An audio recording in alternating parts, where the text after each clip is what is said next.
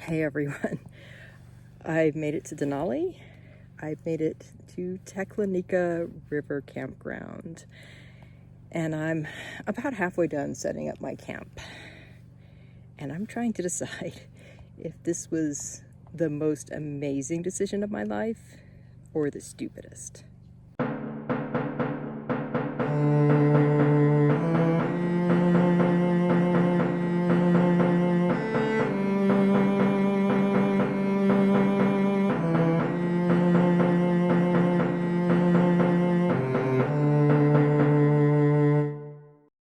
So what am I talking about here? Well, I decided to hammock camp.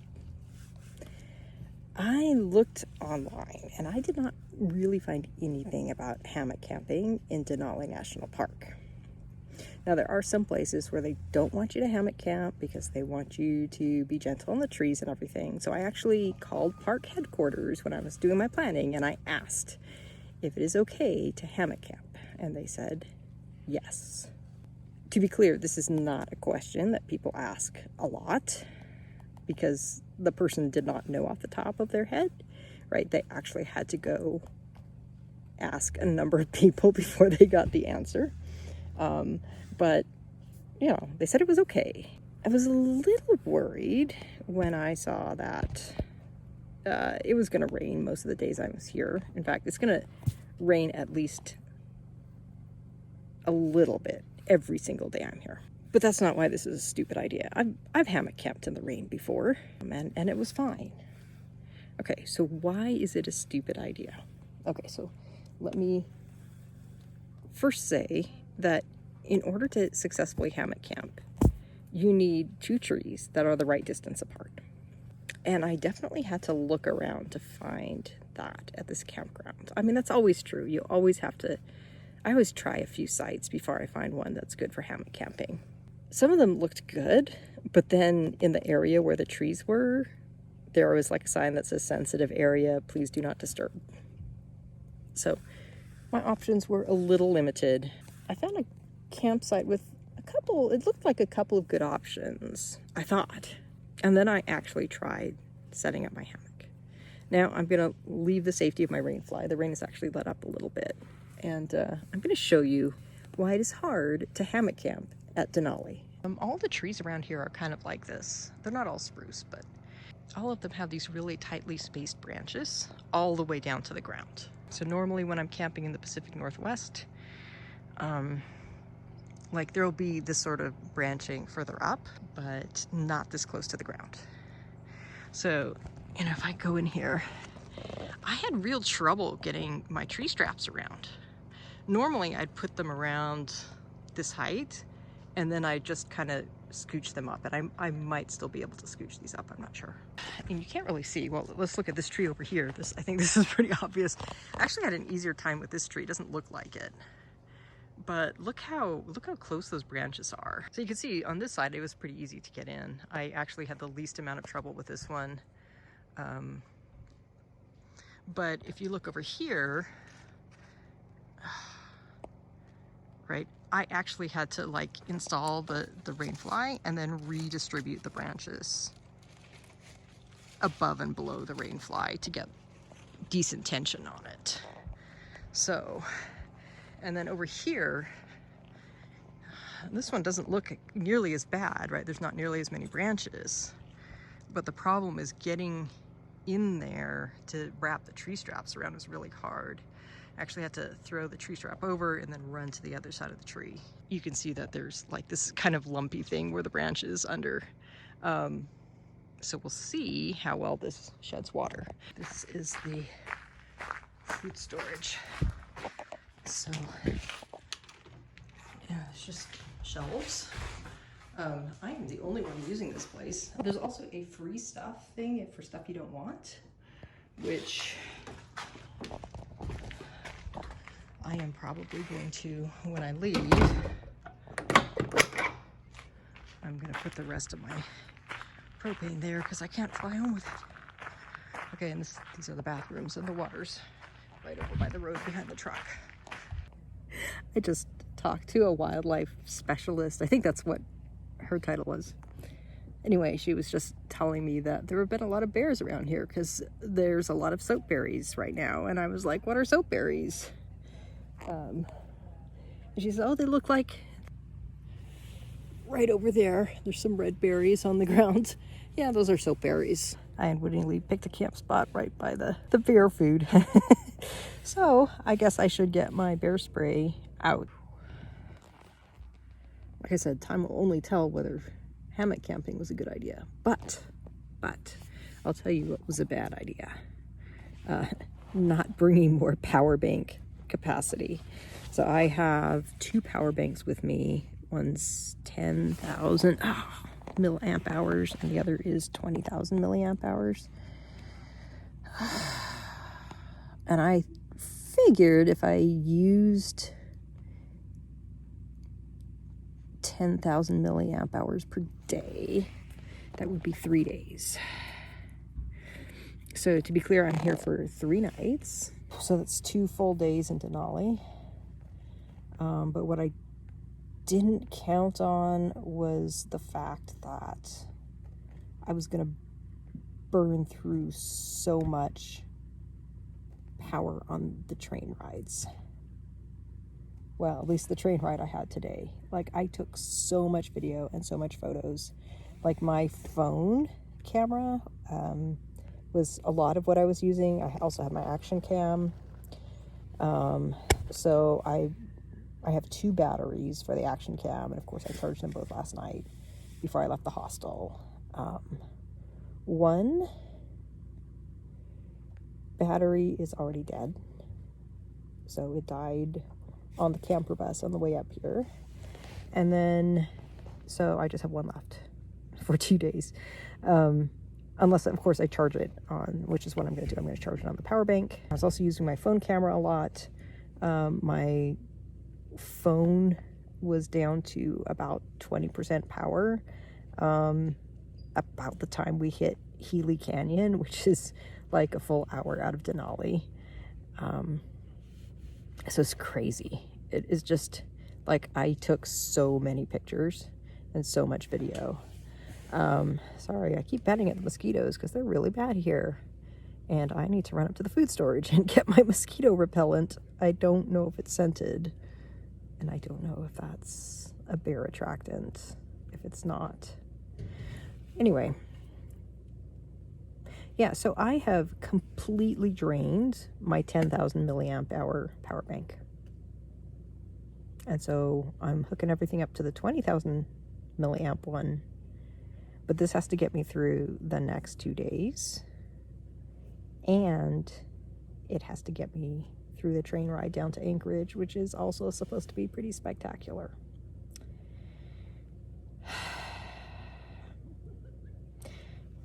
Worst case scenario, I will end up shooting video with my iPad, which would be kind of crazy. I do have my Lumix with me. It's not great at video though. I've been complaining about how hard it was to do this and wondering whether I did the right thing. But this is heaven.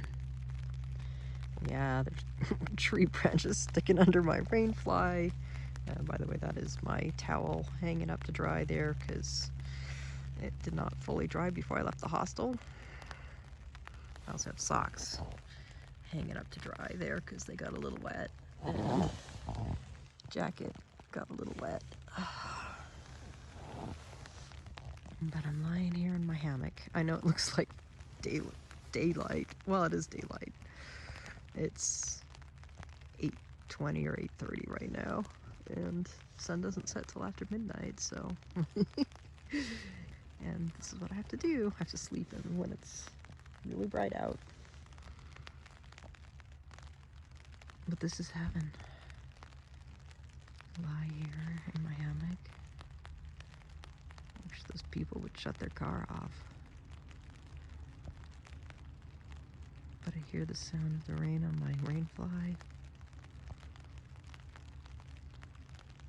This is heaven.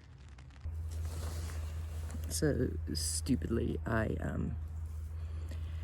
After saying I was not going to buy the townhouse breakfasts, I did go out and buy a couple more. And I'll tell you why I said stupidly. So I got this breakfast skillet. I thought it would be good to have a hot breakfast, so I got breakfast meals. And I say it's stupid because I have my stove, which I've used on 3 occasions before. It worked fine. And it's not lighting.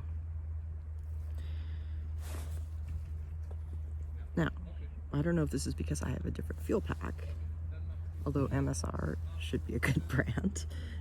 This is sort of an MSR knockoff stove. So, and it's always worked fine. But for some reason it's not lighting. Just the electronic ignition is not working.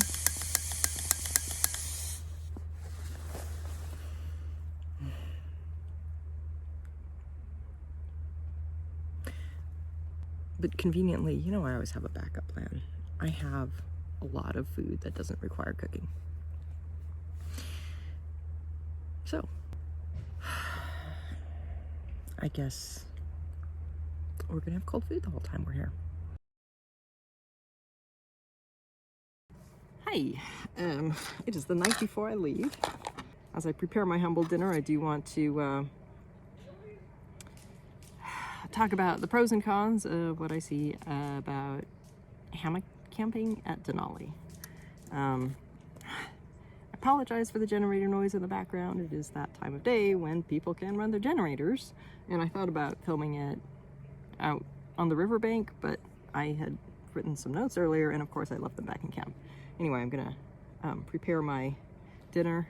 Here's the instant rice, which is supposed to be microwaved, but it works just fine unmicrowaved, I've discovered. It is pre-cooked, so I don't need to cook it. Hammock camping in Denali. Pros and cons. Let's start with the cons. First of all, the trees are hard to work with because of the branches come almost all the way to the ground, and that means you are having to work around branches. Aside from the fact that you can't put your straps exactly where you want them, it's just hard to get in there by the tree. You may not be able to get the height that you want on your hammock. Like mine is about 6 inches lower than I would normally hang it. You might also not get the right hang angle. My straps just have to, like they have to work around those branches.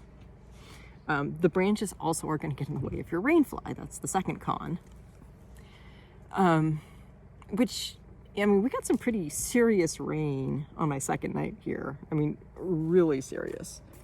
But it still worked out okay, even though there are branches like under my rain fly and over my rain fly, pushing into my rain fly and deforming my rain fly, still worked okay. So, I mean, yeah, it's hard, but it's definitely doable. The pros, I get to sleep in a hammock, which for me, I just don't sleep well in a bed. I'm adding cheese to my rice, among other things. I still think a hammock plus a rain fly is lighter weight than a tent. Maybe I have the wrong sort of tent. I probably do because I have cheap gear. And of course, because you're sleeping in a hammock and you're not all enclosed, you get this lovely view. Mine, unfortunately, does include the restroom, but there's also a nice view of spruce trees and sky, and it's just lovely. Okay, so that's hammock camping in general. Now I'm going to talk about hammock camping in Denali without a car, which is the way I'm doing it. And again, pros and cons. Let's start with the cons. First of all, you don't have any place to store stuff. Like when I had envisioned the way this was going to work, it said there was storage to keep your food safe from bears, and I assumed that would work exactly the way it's worked at any campground I've been at with bear storage, which is there's a metal locker box in your campsite. Well, there isn't. There's a building that everyone uses. So my thought had been to use that storage locker for all of my stuff, not just my food, right? Because I don't have that much stuff, but like to keep my clothes in there and pretty much everything, right? And you can't do that So it's really annoying. And of course, then the other thing is, and as is always true anytime you're going without a car, you're limited in terms of stuff you can bring. Now, I will say, coming up on the camper bus, you can bring a lot more than if you are backpacking. So I rode the camper bus up with a family that was heading up to Igloo Creek. I'll talk a little bit more about Igloo Creek in a moment. And they had driven to the bus depot, unloaded a very large amount of stuff. And yeah, and they were just gonna take multiple trips to ferry it from the bus stop into the campground, which they could do because there were 4 of them. But, you know, again, you are limited, and there's nowhere that you can go to get stuff that you don't have, right? You are stuck in the park. You can ride the camper bus as much as you want, but you can't go east. I think, anyway, back to park headquarters, you can't go past, Savage River, I think. Because once you go past Savage River, your pass becomes null and void. You can never come back this way, right? So you can't go back down to Riley Creek Mercantile or anything. What you have, what you bring with you the first time, that's what you're stuck with, right? And so you have to bring a lot of stuff. You have to assume that you're going to have backup, you know, like I brought a bunch of food that didn't require cooking, even though I had a stove, and it's a good thing I did, because, all right, I got some, so my summer sausage again, adding to the rice, because, you know, my stove gave out, and there's nothing I can do about it, right? I can't even make a campfire, even though I could gather wood along the river. I couldn't bring enough firewood for a fire. I thought about buying firewood at Riley Creek, but there's no way I could have hauled that all in here. But I didn't bring anything to start a fire with, which is my mistake. Like, I know I was trained well enough in survival type stuff that I know you should always have 3 sources of fire starting with you, and I broke that rule, so shame on me. The pros of camping in Denali without a car are something that I did not experience because I didn't know what I was doing. So the pro is you can go to campgrounds that you can't go to without a car. So if you look around me, I'm at Teklanika River again. And this is the one campground you can drive to past the guard post at Savage River.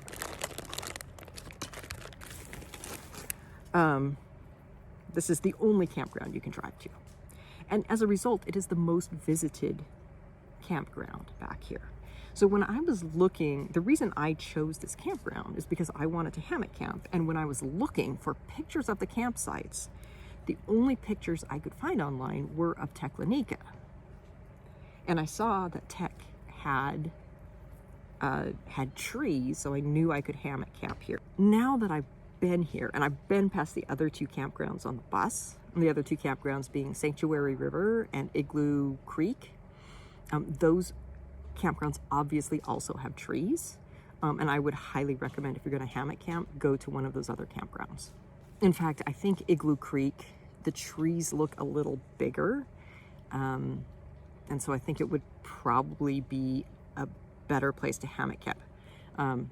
Caveat is I have not actually gone into the campground. I've only seen like the surroundings of the campground from the bus, but essentially I would highly recommend, if you're going to hammock camp, do one of those 2. Sanctuary River, the trees look kind of like they do here. They're a little bit runty, and the ones behind me aren't too bad, but if you look over here, you can see some of them are pretty runty. A lot of the trees are that kind of runty size. They're not huge trees, right? We're really close to the tree line, so things are a little stunted. And for some reason, Igloo Creek doesn't have that sort of stunt. Well, I mean, they're not huge spruce trees, but they're definitely bigger than here. So yeah, I mean, if I were doing this again, I'm not sure if I would bring my car. I would hammock camp again, for sure. I enjoyed it. I really did. But I think I would be a lot happier at one of the other 2 campgrounds that I named. I do not like it. Almost everyone here has an RV, and they have generators running. It's loud. It's not my cup of tea. I like quiet camping. Oh, one last thing. I gotta throw this in. I did bring this little cool box thing, which, as you can see, my son got at a job fair. But it is collapsible, so it folded nicely into my luggage. I put all my refrigerated stuff in here. Like, these carrots are still cold. They're almost as cold as when they came out of the refrigerator. And I don't think this would work for, you know, any climate. But, you know, it's not gotten, I think, much above 60 here. And it's down below 40 at night. So this stays really cold. I'm surprised at how well this has worked. So, one thing I forgot about, I told you I was not sure the power bank was going to make it through, but one of my 2 power banks, the little one, actually has a solar panel on it, which I totally forgot about. I actually tested that out before I came, as one does. Like, I wanted to see if I could use it as a sole power source for my phone. I actually went through a period at home where I only charged the phone off the power bank and just left the phone in the window where it could recharge. And it just did not recharge fast enough. So yeah, I think I was able to last for like 36 hours of normal phone usage. So I just assumed, you know, the solar charge feature was not going to be very helpful. But I forgot about one thing, which is, you know, I was testing that in, like, I think March or April. And this is August in Alaska, right? So we've got, it's not, you know, it's pretty light for basically 20 hours of the day. So yeah, with that much light, my little power bank, like, it totally recharges quickly. Even on the rainy day, I was surprised. I didn't think it would recharge much, but I left it out. Didn't put it in a pack or anything. I just left it, actually, even under my rain flag, because it's still raining the first day. And it was, you know, after being pretty much drained at the end of the day I got here, it was fully charged by the next evening. So that has saved my butt. My big power bank, therefore, it's about quarter full. I still have some left for the train. Plus, however much the little power bank has recharged. Knowing what I did, I think I made pretty decent decisions, other than not bringing extra fire starting stuff. I think I did pretty well. So I hope this is helpful if you're thinking of hammock camping at Denali. If you found it useful, if you would just click that like button down there, I'd appreciate it. Gotta sacrifice on the altar of the YouTube algorithm, right? And I'm gonna eat my dinner. I'm gonna enjoy my last night here. Maybe go back to the river.